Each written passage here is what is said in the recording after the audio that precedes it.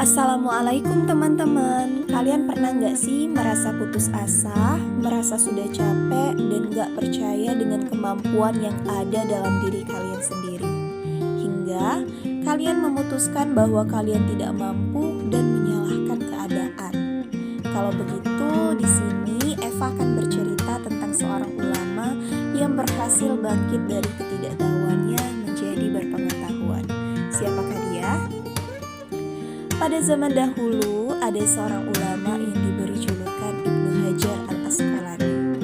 Pada saat kecil, beliau semula adalah seorang santri yang kurang cerdas. Beliau belajar kepada kiainya sampai beberapa tahun. Namun, ia belum juga bisa membaca dan menulis. Hingga akhirnya dia pun berputus asa. Ia pun memohon diri kepada kiainya supaya diperbolehkan pulang. Dengan berat hati, sang kiai memperbolehkan Ibnu Hajar pulang. Tetapi beliau berpesan supaya jangan berhenti belajar sesampainya di rumah. Akhirnya, Ibnu Hajar pulang ke rumahnya. Dan di tengah perjalanan, hujan turun dengan lebat dan ia terpaksa berteduh dalam sebuah gua.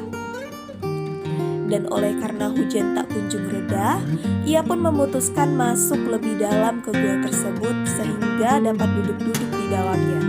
Pada saat itulah terdengar suara gemericik. Oleh karena penasaran, ia mendatangi sumber suara tersebut. Ternyata sumber suara itu berasal dari gemericik air yang menetes pada sebongkah batu yang besar. Batu besar itu berlubang karena telah bertahun-tahun terkena tetesan air. Melihat batu yang berlubang tersebut, akhirnya Ibnu Hajar merenung. Ia berpikir, batu yang besar dan keras ini saja lama-lama bisa berlubang hanya karena tetesan air. Lalu, kenapa aku kalah dengan batu? Padahal akal dan pikiranku tidak sekeras batu. Berarti aku kurang lama belajar, pikirnya.